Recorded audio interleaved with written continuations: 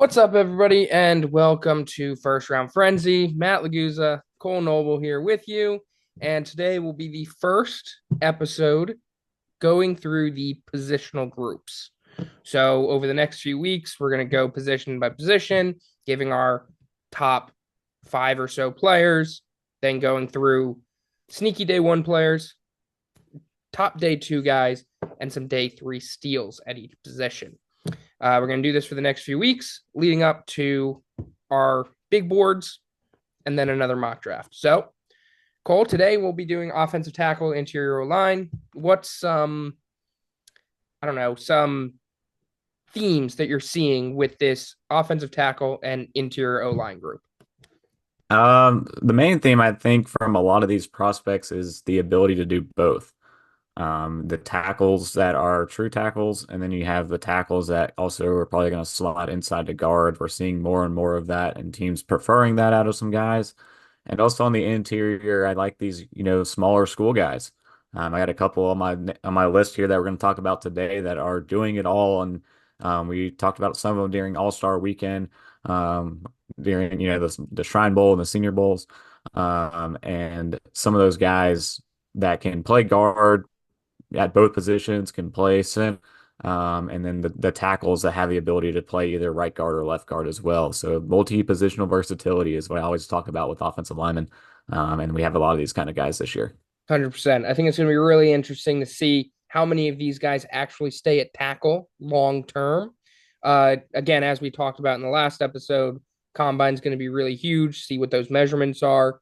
But, I think some guys could go, especially at the tackle position, could go earlier than expected if they are thought to be true tackles and can stay there long term. So without further ado, we'll get into it. We're going to start with offensive tackles. We've each got our top fives. We'll start with number five. Cole, who do you have as your number five tackle on your board right now? So at number five, I'm going to go with an LSU guy, Emory Jones, as my number five tackle. This guy has started since his true freshman year for the Tigers, but I think we saw the growth in his career, but I think this past season took a bit of a step back. And with him, you're looking at, a primarily right tackle guy. You think back to Darnell Wright, the guy that's going to stay in that spot and project in that spot long term in the NFL. But I just think he took a little bit of a step back in terms of what we saw. Only allowed one sack all season, but it wasn't, what we saw. Like I like the growth we saw from 2022 to 2023, and I expected just a bit more of a jump to consider him one of the top tackles in this class. But I still got him top five. He's going to be a fringe first rounder, but yeah, that's my number five, Emory Jones. Yeah, I like Emory Jones. I think he mostly played right tackle at LSU. Solid player. He did well at the Senior Bowl as well. I think there were a few Yeah. shaky uh, reps there, but he's definitely a guy that's going to be in that conversation for the number five tackle spot. For me, I've got offensive tackle Josh Connerly out of Oregon. I think, unlike most of the offensive tackles that we've talked about, he actually has the arm length to play tackle. We've seen him play both left tackle and right tackle. Extremely quick foot speed to be able to get to that second level and make those second level blocks.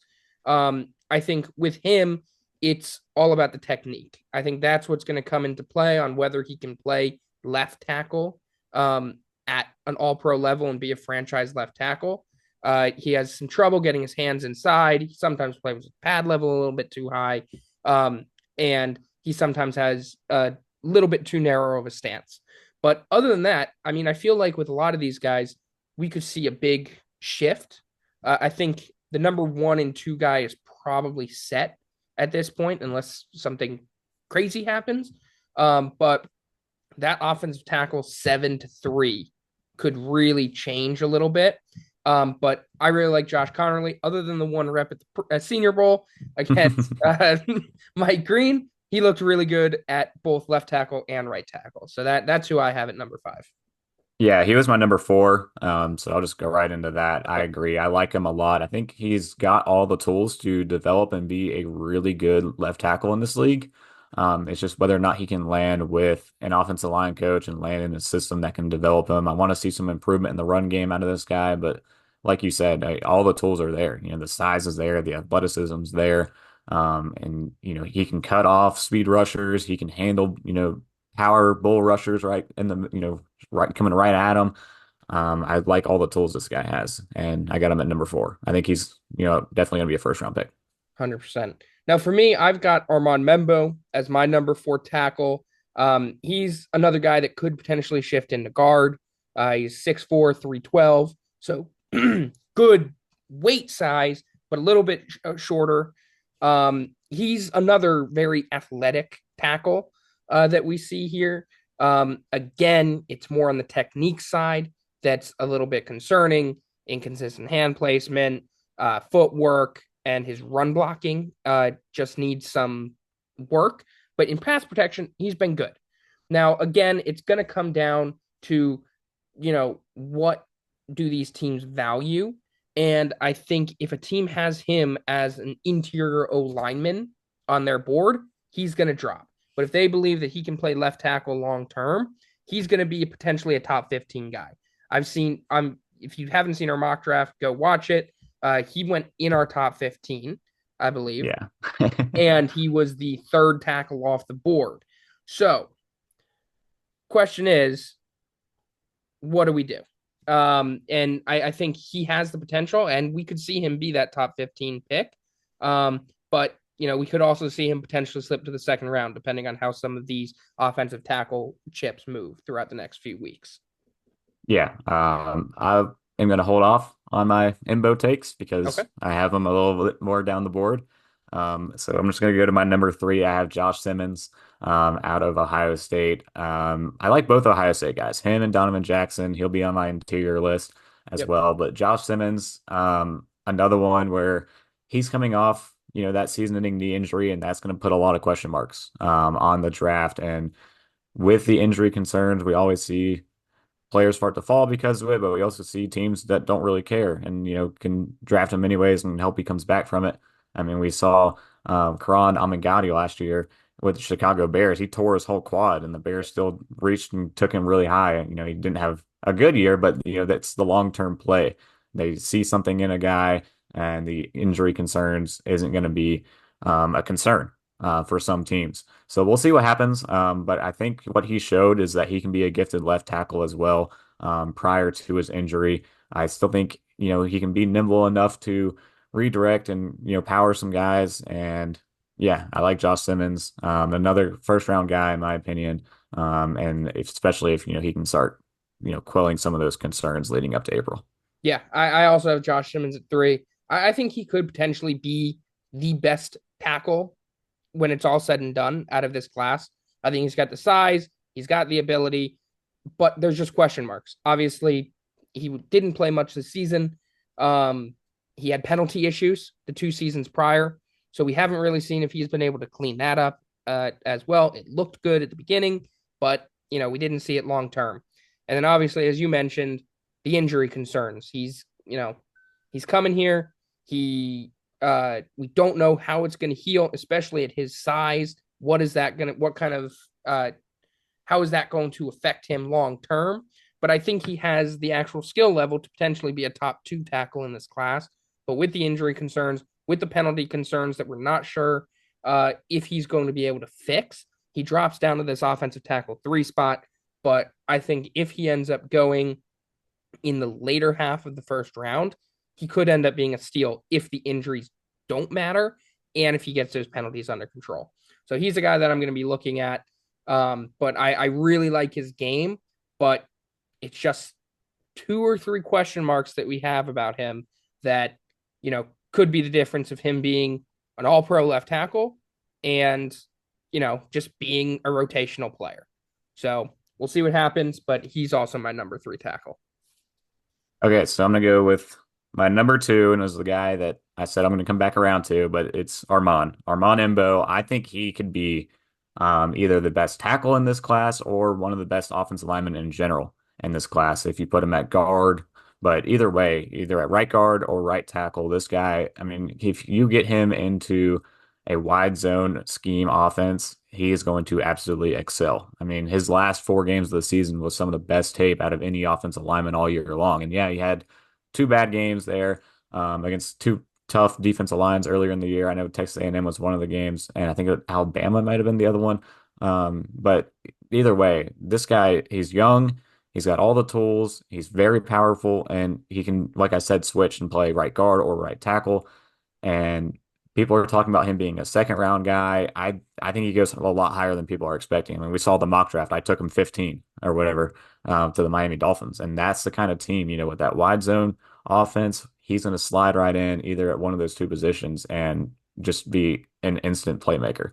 I think this a lot of people are saying Akeem Ekwonu would be like a best comp for him, and I like that because we were saying the same thing coming out with Akeem is he could play at guard or tackle and put him in the right offense. He can excel. That's how Armand is. If he gets with the best fit for him schematically, I think he could be one of the best offensive linemen this year.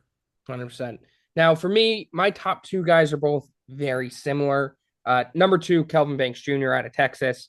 Again, his weaknesses, not ideal size, not ideal arm length, some inconsistencies in technique in the run game. But other than that, he has been absolutely amazing at Texas over the past few years, blocking for Quinn Ewers, who, even though we're going to get to quarterbacks in a few weeks, but he was one of the best quarterbacks in college football, especially not this past season, but the season before. And he's been guarding for those guys. And what I love about Kelvin Banks is his mental processing ability. I think he's one of the guys that he calls the shots. He's able to read blitzes. He's able to call out protections. And that's something that is extremely valuable at the next level. So when I look at him, if we go to the combine and his arms are adequate length, that's it. If he's able to do the job with his arm length, I think he can easily be a starting tackle in the NFL. The question is, how do teams feel about that? And I feel like some guys are going to have him a lot lower. Some guys are going to have him really high. But we've seen the film. He's able to get the job done. He has the ability. The question is, will teams take a chance on him? And I think they will, because I think with a lot of these guys, as we talked about, they can shift inside if they need to. But, they also have the potential to be a starting tackle in this league. So we'll see how the combine measurements show up. We'll see how the pro day goes. We'll see how some of the other workouts go.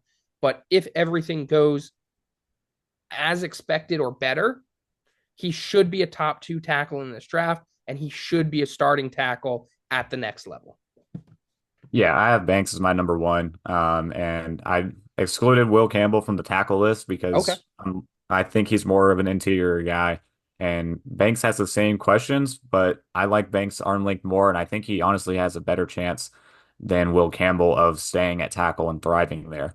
So he's my number one tackle. I mean, this is the guy we talked about from day one in this class of being one of the top guys, and he's still right there at it. He's going to be, a for sure lock in the top 15. And, our mock draft, we had him slipping just out of it, but without a shadow of a doubt, this guy is going to be a first round pick. And we talked about, Armand, Josh Connerly potentially, could get in, could not get in. Like it's no question. Kelvin Banks will be a first round pick and will be one of the top tackles taken off the board. And yeah, I pretty much agree with everything you said. There's no real thing that he needs to develop on. He's as close to perfect as you can get in as a prospect coming into it.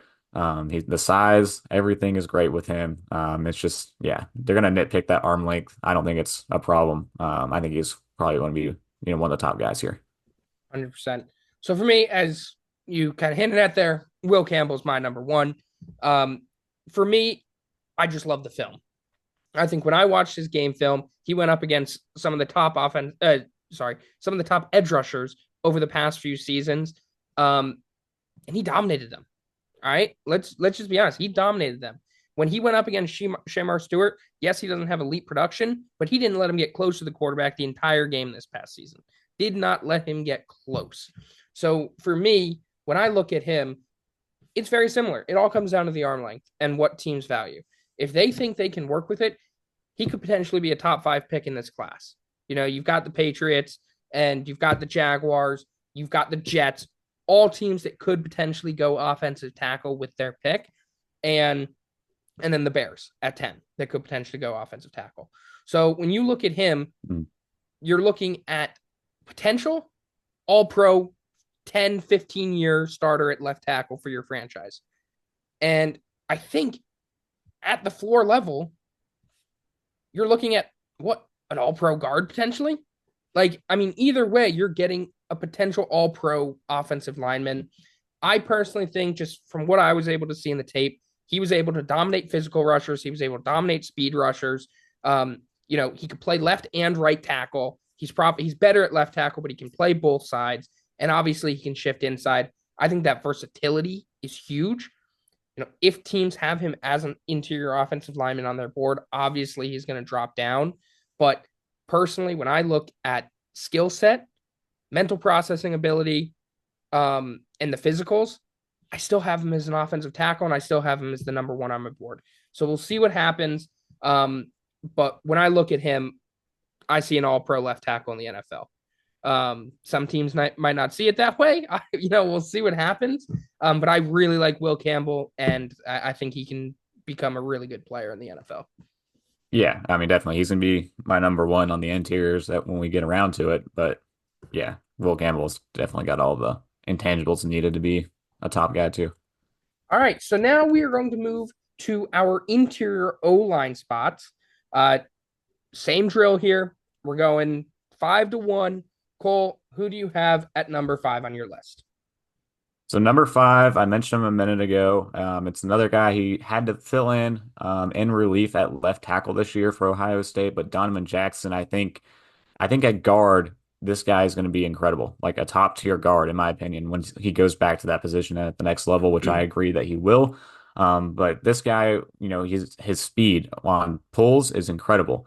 And in the run game, he's really good as well. He can seal backside blocks as well at guard, helping out, bouncing over and chipping and helping, and all those things. The only bad game on tape is against Penn State and Abdul Carter. Yep. Outside of that game, he didn't allow a sack all year long. And that's after switching over to left Left tackle. tackle, yeah. And there's a lot to like about this guy. And I think moving back to his position as a true guard is going to really help him.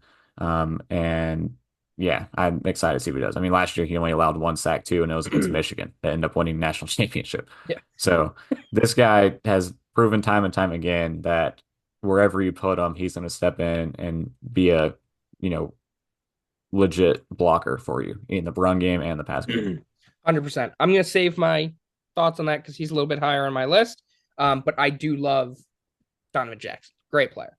For me, number 5 is Tate Ratledge out of Georgia. And I think that interior O line of Georgia is very solid. I think we're going to hear a few names come off the board from that position. But with Tate, what I see is extremely consistent, extremely technically sound, and a guy that's going to dominate in the run game on the interior side. And I feel like when we're looking at this interior O line class, it's very boom or bust, in my opinion, where because I think some of these guys are going to end up going a lot lower than we expect because some of these offensive tackles are going to get selected over them because they have them as guards as well. So when you look at this board here, we've got our top 5 offensive tackles, we've got our top 5 interior linemen. 3 or 4 of the guys we already mentioned in offensive tackle could be interior O linemen on some teams' boards. So when you look at Tate Ratledge as my number 5 interior O line, he could be number 9 on a team's board because they've got all these guys at offensive tackle. So I feel like the true interior O linemen are going to get kind of screwed over in some of these draft boards and end up falling down. But for me, Tate Ratledge is a top tier interior offensive lineman. He's going to be a leader there. He's going to be able to play either right guard or left guard. Very good in the run game, extremely technically sound. And, that's what I like. He's my number 5. And I think he's got the potential to be a 10-year starter at the position. So I really like him. Yeah, good pull. Wasn't a guy that was on my board, so glad you can throw him in there and talk about him. There we go. All right, so my number 4 interior, I'm gonna go Tyler Booker out of Alabama at guard. And when you talk about guards, there's 2 types, and Donovan Jackson back to back now talking about him and then going to Tyler Booker really shows that. You have your zone and pulling guards that you need them to be quick. And then you have just absolute maulers where you're not going to ask them to pull and you're just going to say, sit there and just absolutely steamroll guys into the dirt. And that's what Tyler Booker is. He is a mauler at the guard position. He can manipulate defensive linemen wherever he wants to. He did it at a high level at Alabama. And yeah, I mean, there's a lot I can say about him. He reminds me of like Osiris Torrance, Yeah. in a way. And I think that's kind of the draft position we're going to look in top of the second round for him. Maybe can squeak in into the first round, but I think a lot of the questions are going to be how he adapts to a more NFL style of offense. Because Alabama is a lot of quarterback in the shotgun, RPO runs, QB runs, those kind of things. And he's got to try to, if he gets to a team that's a pass heavy team, how does he adapt to that? And, being a mauler helps. But just in terms of the pass protection, I would like to see a lot more out of him. And just because we haven't really seen it at Alabama, at the level we're going to see, at the NFL level in terms of pass block snaps. Again, I'll talk about him in a little bit. I've got him a little bit higher, but I'll tell you one thing. It might have been middle school and I might not have been too much of an edge rusher, but man, he put me on the ground a lot when He we was were in his when first we were hand, he was playing. a We Muller. played together for a few weeks when I played football back in middle school, and he was a beast then, and he's a beast now. So at number four, I've got another potential tackle, and that's Marcus Embo out of Purdue. I think insane size, 6'5", 310. Again, I think the only reason why I have him on the interior list is because of arm length. It's just a little under the average for the tackle position, and I think that's going to hold him off and be able to play there. The tape looked good at the tackle position. Again, extremely technically sound player that, I probably could have had higher on this list.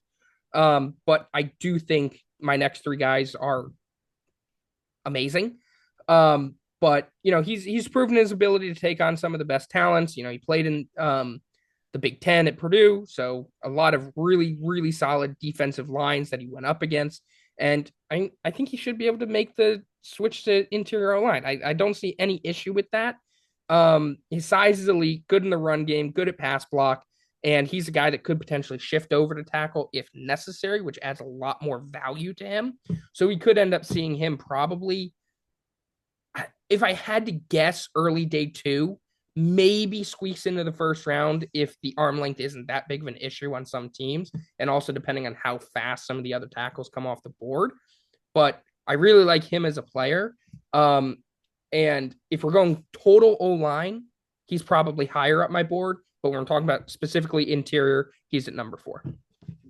Yeah, I got Marcus Imbo at three. So I'll just go ahead and just continue on talking about him. But another guy where you put him in a zone run scheme, he's going to excel at a high level. I'm a little bit worried about his size and power, especially going up against bigger defensive linemen if you're going to put him at guard at the NFL level. But I mean, watching this guy on tape, Matt, he moves like a freaking tight end. Like It's it's ridiculous. incredible. And with the size that he is, this guy is still lean. He's still incredibly athletic and, can put him right guard, right tackle, wherever you need him. You can plug and play him. And yeah, just he can move like crazy, sealing off backside blocks. You talk about bumping outside on screen passes, blocking on running back screens, getting out in space. This guy can move like no offensive lineman I've ever seen. He is a special player, and we'll see what ends up happening with him. Number three. Now, I'll tell you this right now. For me, number 3 to 1. By the end of this process, they could all be completely switched around. I really like all three of these guys. For me, right now, number 3 is Gray Zabel out of North Dakota State. Um, started as an offensive tackle, obviously, has some size question marks that, we'll see what ends up happening at the combine measurements. But at the Senior Bowl, we've already talked about it. He pretty much took all of his snaps on the interior, whether it was guard or at center. I think some teams really like his ability at center, so that could end up being where we see him at the next level. There's really not much to say. He was dominant.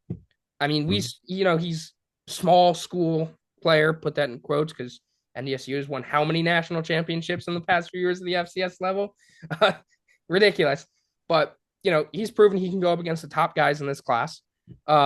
He not only handled them, but he dominated them.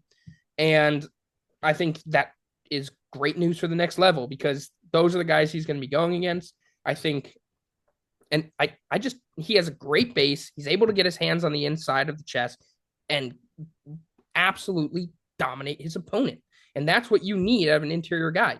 You want a guy that's just going to stand in there, get the block, and just put him on the ground. And that is what Gray Zabel can do. Um, I mean, he should be a first rounder in my opinion. And I think we will see his name come off the board. Um, but we'll see. I mean, that Senior Bowl performance obviously elevated him a lot. We'll see what teams think. Was that enough to get him out of day two and into day one? We'll see. I think it depends on what teams are looking at in that second half of the draft. Uh, but in my opinion, he should be a day one guy. He's going to bring a lot of value, day one starter. And again, the versatility is key. If you need him to play center, he's going to play center. If you need to kick him out to guard, he'll play guard. If you need to kick him all the way to the outside on either tackle position, he's going to be able to do it at a high level. So for me, the versatility wins, and he ends up being a first round guy, in my opinion. Yeah, and I think he gets in there and then definitely solidified himself with that case. And the multi-positional thing is incredible with him. He literally has the ability. I mean, not even has the ability. He did. He played four of the five positions at Yep. North Dakota State. You don't see anyone ever do that. And the guy that started out as an unranked prospect, he's always looked like he's played with a chip on his shoulder, and that's because he's had to. And going into the weekend during the Senior Bowl, he had that same chip on his shoulder and flat out dominated during the week of practice. He was like voted the best player of the week, and for good reason. I like what this guy can do. I like him at guard. I like him at center. I don't really think that he should have a preference in terms of what teams want. I think he can get drafted in the first round at either position. And it just depends on where they want to put him. But another school and offense that was a little bit run heavy, so I want to see if he can hold up in pass protection. If he's again in a a more structured offense that passes the ball a lot more than North Dakota State did. But yeah, I mean, the tools are there. He's a starting level player at either position and continues to just make a name for himself. 100%. And sorry, was he your number two guy or? Yes, number two. Okay, Yeah. he's your number two. All right, perfect. So for me, my number two is the guy that we mentioned, Donovan Jackson out of Ohio State. I really like this guy. He dominated at guard when he played guard. When he kicked out to left tackle for Josh Simmons, dominated again. And he's the guy that I think is just going to move up boards because we could see him as an offensive tackle in the NFL. He would have been in my top five at offensive tackle, I think. He probably would have been the number five guy for me. Um, but I think he's got the ideal frame to play interior, extremely technical player. His ability to go out on swing plays is amazing. He can get outside, do pull blocks, do everything, get to the second level. I really like him as a player. What do teams have him as? Do they have him as a tackle? Do they have him as a guard? I think at this point, most teams probably have him as a guard, if I had to guess. But again, arm length is a question mark if he can play tackle at the next level. But based on the tape, obviously the only person that he didn't do well against was Abdul Carter. So we'll see Yeah. what happens. But he's my number two guard for today. Okay. So my number one, I talked about it a minute ago, but it's going to be Will Campbell. I think he's a guard. I think he's a perennial, future all pro at the guard position. Yep. I know you liked him at tackle, but I'm siding with the majority here then that this guy is going to be a very good high level guard at the next level. He's going to easily be a top 10 selection. And, he's not making it past the Bears at 10. No. I mean, this guy is a lock for the top 10. And what he can do is just incredible with the size, the athleticism, pass pro, run blocking, all the things. He checks every single box except for the arm length. And honestly, when you put him at guard, it doesn't even matter. So all the knocks on this guy, I don't want to hear it. We always knew this guy was going to be a top 10 pick in this year's draft.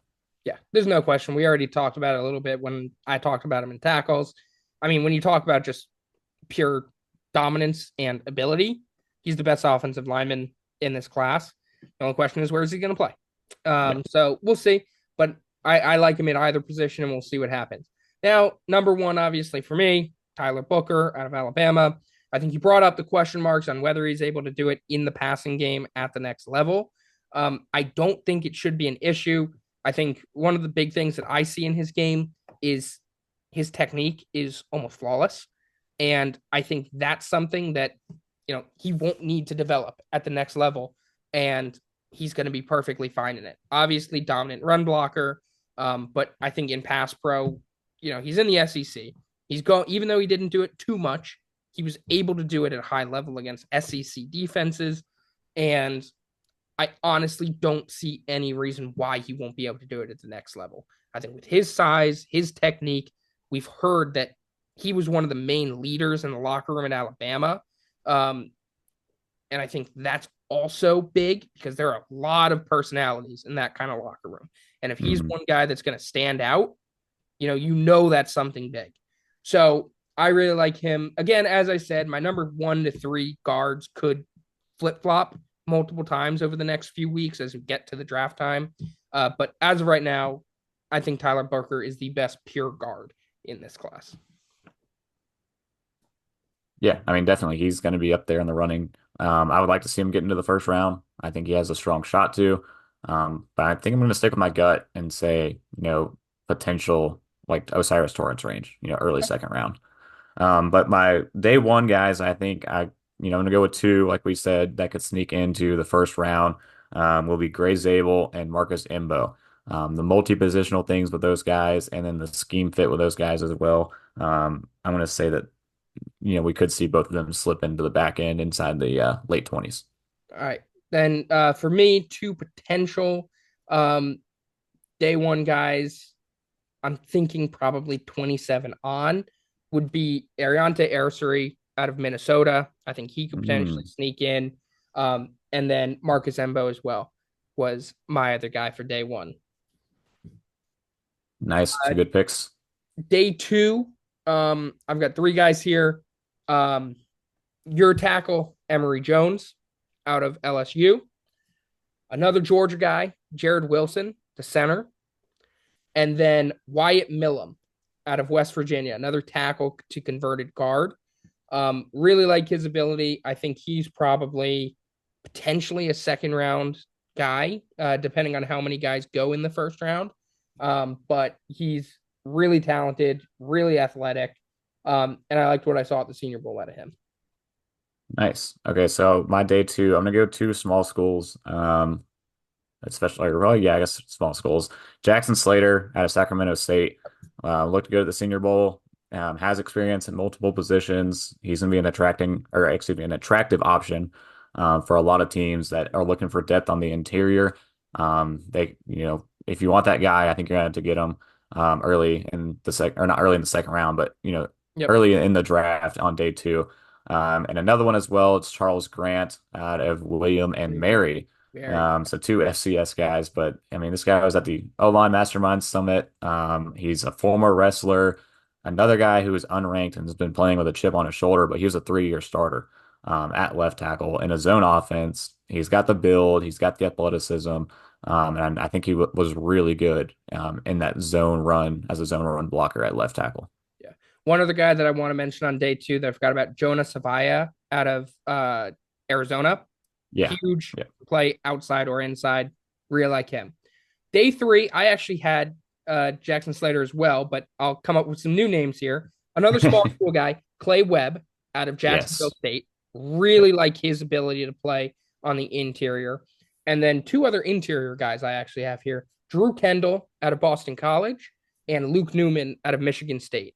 Both Shrine Bowl guys. I think they could potentially go high day three.